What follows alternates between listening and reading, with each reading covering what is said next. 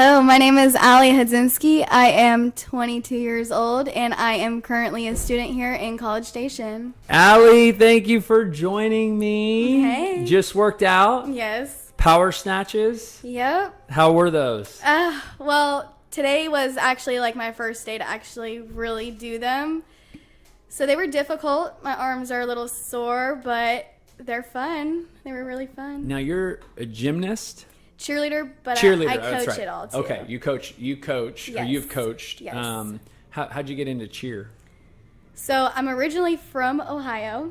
My dad actually started me off as a gymnastics girl, and it just like kind of wasn't my thing. So we moved to Houston, Texas after he got transferred and put me into competitive cheer, where it's a complete difference from Ohio and Texas. Like competitive cheer in Texas is something that is super big compared to as in Ohio, it's not as big. So that's where I really blew up with it, and I found myself loving it, and I ended up getting really good at it. So I cheered throughout high school and moved away and decided that I wanted to start coaching. How old were you when you started cheer? Oh, that's a tough one. I want to say probably 6. Wow. Yeah. And what do you love about it? Just the push. So like with cheerleading, you're kind of with a team, whereas in gymnastics it's by yourself. You also have a team, but you're by yourself when you're performing. Whereas with cheerleading, it's a whole team thing. You're with your team the whole time. It's not a you. It's not I, me. It's a we. And just like the push from the other people, my coaches, it was just kind of like here, a family in a way. Yeah. So at what age did you realize like that was what you wanted to do? Once we moved to Houston. Wow. Once we moved to Houston, I started like getting pretty good. That's when I knew that was what I wanted to do. What was what was the highest level that you took it? Like nationals, local, state? I don't know. I don't really know much about it. So yes, there's levels 1 through 5. 5 being the highest and 1 being the lowest. Level 5, you can get invited to this competition called Worlds, and it's hosted in Orlando, Florida, ESPN, and it's where all these teams from like China. Did they just do a reality TV show about a team? Yes. They got a lot of Navarro? Yes. Okay, so that's a college team, but I actually cheered with a couple of those girls, which is crazy because I've, watching them on TV, I was like, oh, I know her. But yeah, so we went and competed against all 70 teams, actually, across the whole world. Ended up placing second, but wow. I've done it a couple times. So getting to that, to making it to Worlds was an accomplishment in itself? Oh, for sure. Just, like, getting the invitation to go was the biggest deal. And then y'all got second? Yes. How old are you?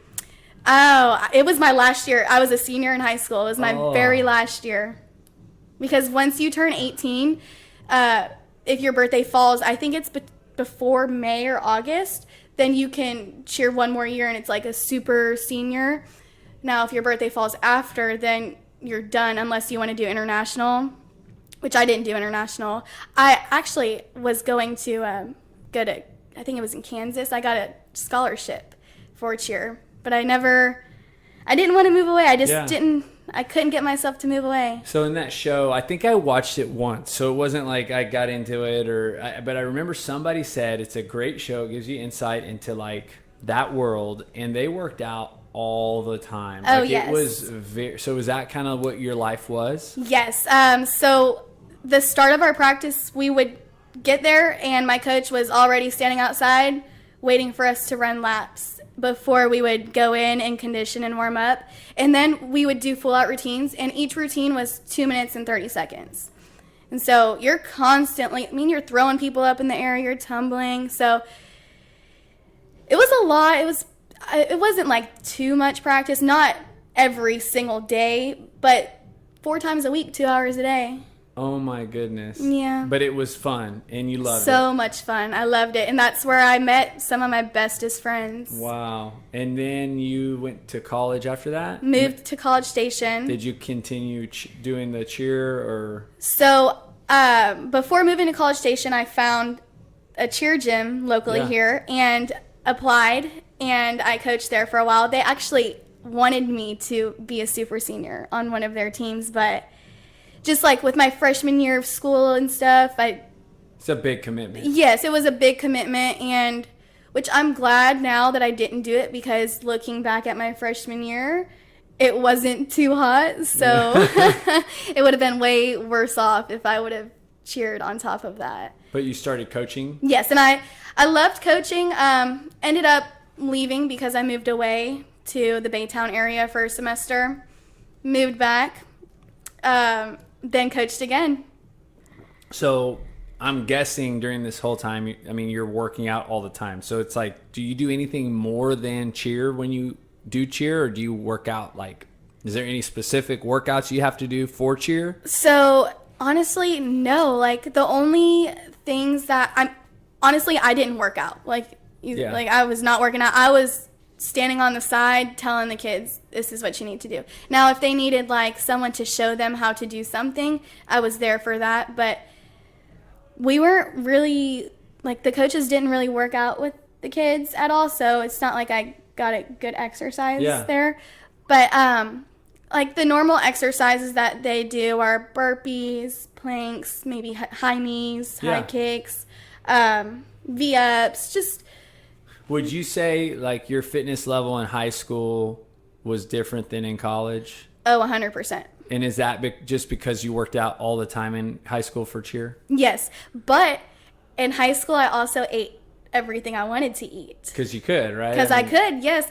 And then really hit me college. Wow. So, I mean, you know, a lot of times you never know who's listening to these, right? Sometimes you might get like a high school student, you know, who just stumbles upon the podcast, or a college student.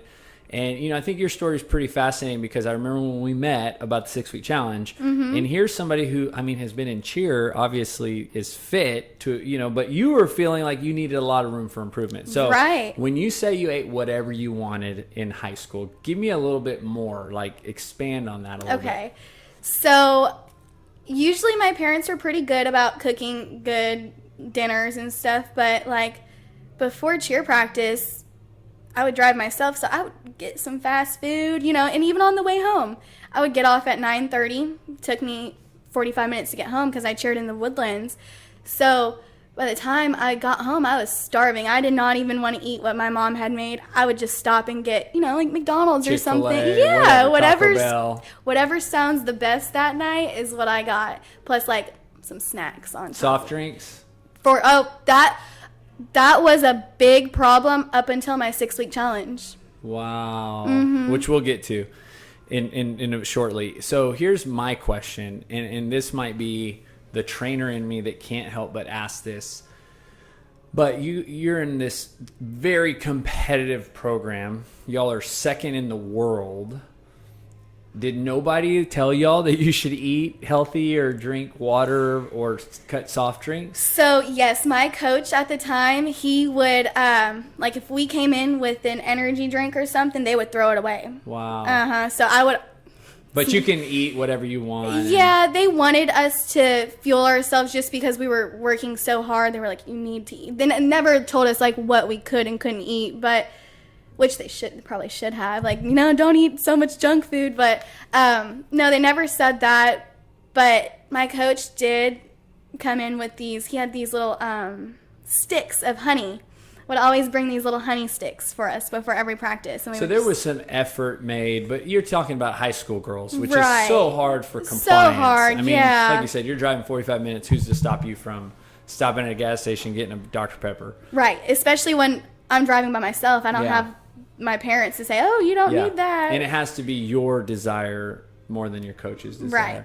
So did you transition to college and keep bad habits nutritionally? Like, was that just like your freshman year? No, they got worse because once I moved, I stopped competitive cheer. I just coached it. So I wasn't working out as much. And I just found myself so lazy, and like eating anything was good to me, you know. Like now I crave something cold, like a salad. Back then it was just like, brownies, okay, we'll make brownies, you know. How long ago was that? Your freshman year was how many years ago? 3? 4. 4 years ago. Okay. So your freshman year, you're still like I think you're benefiting probably from all the exercise, but you're now, the lack of exercise and movement and bad habits are getting worse. Like, when did you notice, like, man, I need to do something? So I noticed, I actually lost a lot of weight a year and a half ago to where I was the smallest I've ever been. And I lost my muscle. That's what it was. It wasn't anything good. It was just my muscle going away. And so I started to feel super like groggy and like slow and tired all the time. Then so I was like, okay, maybe I need to eat some more. So I ate more, still didn't work out. Ended up gaining a bunch of weight and feeling even worse about myself. Like, not even just like how I looked, but my confidence, the way I woke up feeling, woke up with no energy. Yeah. Had no motivation to even get out of bed sometimes, just laid in bed. And then so one day I was just looking online and this BoomFit place kept popping up on my phone. So I was like, okay, this is the 3rd time I've seen it. Let me click on it and read about it. So I read. I was like, okay, I think that's something that I need to do. And I was super nervous. I don't know why. I was just so nervous coming. I almost didn't even show up because of how nervous I was. But I'm glad I did, because like it's a complete difference from how I was feeling like 6 months ago to now. Wow. So tell me this. When you said you lost a lot of weight, how much weight did you lose? So if you don't mind sharing numbers. So like, how much did you weigh in high school? How much did you weigh freshman year? And then when you lost a lot of weight, how much weight did you lose? So in high school, I was always around like 120. When I lost the weight, I was under 100 pounds. Okay, so you went from like 120 to 100. Yeah. Okay, so it wasn't like you gained a lot of weight. You just lost, like you said, all of your muscle. Right. And you describe it as you were in this like really bad place. Like, it sounded like you were just like tired, like no motivation, almost like what somebody would describe like a depression, right? Yeah, exactly. I honestly, that's spot on. Yeah. Yeah. And then we met. I remember us talking downstairs, and I listened to your story, and I remember, and I personally was like, man, I mean, because like you look fit, like you're a cheer coach, like there's this like but there was an obvious like need for health, right? For fitness, for nutrition, and that's where like my job is important to, it's like looks, as and cheer, right? It's like the person could look like the best cheer in the world and then they can't do a thing. Exactly. And so you got to coach them up, or and the same thing is like, just because somebody looks healthy doesn't mean they are, right? And so I remember you did the 6-week challenge, and so tell me kind of what that was like. Oh, okay. So it was very, very hard for me the first couple of weeks, but I was super motivated. So I hadn't touched soda since, still to this day. Wow. That's awesome. Yes. Whenever I sat down with Kyle and told him like what I ate and stuff, he's like, you eat like my children. So I really took that in. I was like, okay, I got to stop eating like a child, wow. Really get on to my stuff and, do something. Like, if I'm going to take the time and like do all of this, might as well do it right. Yes. So that's what I told myself, and I kept telling myself that, and that's the only thing that got me by, really. But once I started seeing results and feeling results, like feeling better, that motivated me even more to continue, like with the good nutrition and stuff and working out. Was there any aha moments that you had, like epiphanies, like breakthroughs about you in the process? Yeah, honestly, like so that's the nutrition sheet that y'all gave us. Yeah. So I'm a picky eater, first off, but a lot of that stuff, I searched it online, and I searched like what to do, like what to cook, like mushrooms and stuff. I don't know how to cook those. Yeah. And I looked it up, and broccoli. The main thing was broccoli. Hated broccoli for so long. And then I looked up like a good way to cook it and ate it, and I was like, oh my gosh, that's good. I didn't even know I liked that. Yeah. So, yeah, there was a couple of those. What about with your workouts? Because this was your first time to ever step foot in this type of gym, right? Yes. So, yes, like I said, I have only done competitive. I've never even been into like an actual gym. Yeah. My whole entire life, still to this day. Wow. Which is crazy. Everyone thinks I'm crazy for that, but I don't know what it is. You didn't need it for so long. Cheer was your thing. And I think I have anxiety, like showing up somewhere without knowing people. That's my thing. I don't like to show up somewhere where I don't know anybody. It takes a lot out of me to do it. But yeah. So it was very, like, coming to the gym for the first time was probably very overwhelming. It was very hard for me, just because, like I said, I've never been into a real gym before. In the barbell, I've never held a barbell in my entire life. So that when Bennett brought that out the first day of personal training, I was like, oh no, like. So you did what we call, it's kind of the once a week personal training. You started with 3 personal training sessions, once a week personal training with Bennett, and then you did the classes at the same time. Right. Had you heard of CrossFit prior to this? I mean, had you have any knowledge of what you're coming into? So I've heard of it, but I wouldn't say I had enough knowledge to know what I was walking into. I honestly really did not know what I was walking into. It just sounded like something that I wanted to do. You needed the whole package. And you know what? I want to highlight this. I think sometimes it's important to know that that's actually a healthy approach, that your goal was becoming healthy, right? You love the idea of changing your life, right, for the healthier. That part of that process was some things that broccoli which if I would have started out the consult and been like, hey, this is a broccoli program, you would have never signed up. Nope. or even sometimes, I find with, like, if I say this is a CrossFit program, it also, because people have an association like people do with broccoli with CrossFit. But it's like, no, part of getting healthy is broccoli, like the path, right? Like, it's part of what we're going to do to get there. And part of getting healthy is going to be this thing we do called CrossFit, which is a great workout program. And I think sometimes, like, we spend so much time focusing on the thing to get there that is our obstacle or the thing we don't like, that it prevents us from ever accomplishing the goal that we want, because it's in the road, right? You can't go around it. For sure, yes. I 100% agree with that. So how, for you, it sounds like it was beneficial for it to kind of just be all new, kind of just like, okay, well, I guess I'm going to grab this barbell. Okay, I guess I'm going to go to these classes with people, and I'm not used to this being around people. Yes, it was beneficial because not only did it make me better as a person, like, and feel better about myself, but it forced me to get out of my shell a little bit. Like the first time using the barbell, yes, I was so nervous, especially my first time using a barbell in front of a full class or with a full class. That was intimidating, just because I'm standing there like, oh, everyone knows what they're doing. I have no idea. This is my first time.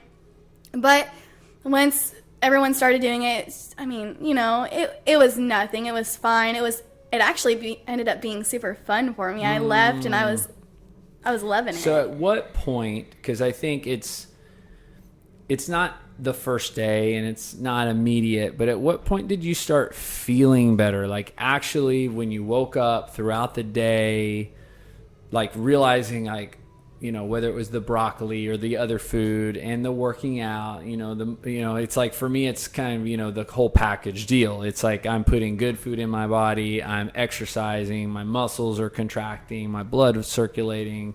Right. At what point did you wake up or realize, like, okay, this is actually, like, feels really cool? So that is kind of a hard question, just because when I was doing the 6-week challenge, the whole quarantine thing started. Oh, that's right. So it was very hard for me to actually get myself to work out by myself, in the garage or whatever, just because I have never done it. That's always been my biggest thing, was working out by myself. I could never get myself to do it. Once I eventually, started waking up, telling myself, I need to work out, I need to do it, that's when I realized, oh wow, I am like I feel better if I'm waking up like motivated to make myself go do this. I feel so much better. How many weeks were you into the challenge when the quarantine happened? Was it 4? Yes, I want to say it was 3 or 4. 3 or 4 weeks. Yeah. And then we closed the gym. The whole world shuts down. Right. So what did you do for 2 months? So the Zen planner. Yeah. How y'all we had post, the workouts in there. Yep. I would look at those workouts and I would kind of modify them sometimes and either add more things to make it a little bit longer of a workout or, you know, replace some things with other stuff and kind of do my own thing, but also incorporate stuff from that workout.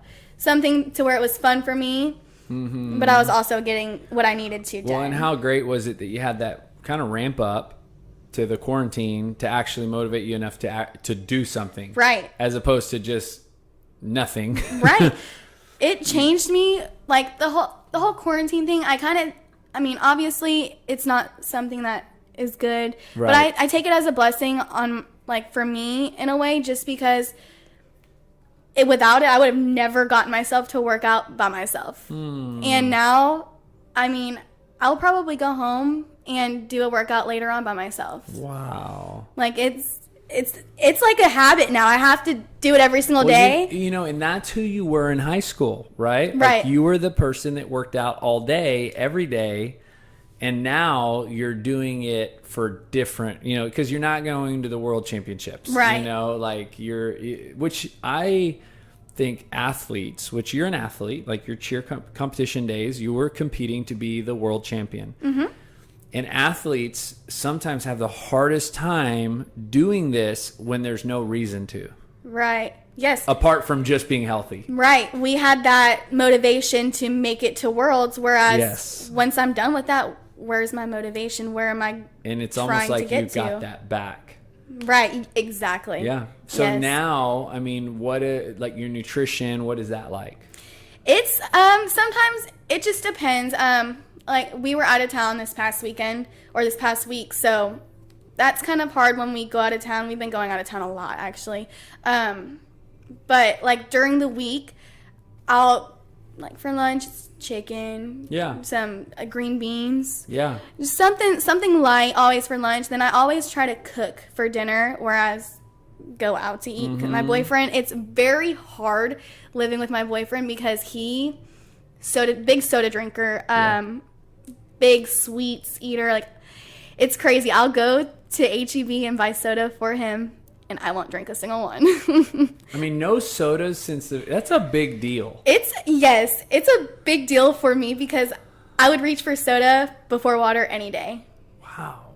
That to me, that's a huge accomplishment in itself. You got a lot of more other ones, but I know how hard it is to cut those out. I was a huge soda person in high school. So now you're here, you know, like working out. I guess you do it a few times a day, like maybe sometimes you're going back to coach. Yes, I am. So for I guess the last question, because this is always what I feel the purpose of this podcast, and I told you the name is Building Better People, is that when you're working out, you're becoming a better version of yourself. And when I say working out, it's all of it, right? It's eating healthy, working out. It's just that journey in itself, the journey of becoming healthy, is the journey towards becoming a better you. Right. So for you and listening, but you also said it, so you heard it too, your story, like how would you say that's true for you? How does Building Better People apply or remind you of what yours just shared with me? So, I mean, it can go multiple different ways. Building better people, just like myself. Sometimes I feel like people don't even know that they're depressed or like feeling a certain way about themselves until it gets super bad, like down to that level to where they're like, oh my gosh, I don't even feel like myself anymore. So, I mean, I would say that people just need to, like, if they're feeling some certain way, then take that motivation and put it towards something, whether it's something little or big, and put your mind towards what you want and go for it, because yes, it's going to be hard the first couple of times, but the more you do it, the better it'll be, the easier it'll be, the more fun, and the more you'll grow to like it. Like, you might not like it at first. I wouldn't say I was loving the burpees that we were doing at first, but I went home after we did burpees, and I did more burpees every single day until I could do them without hating them, you know?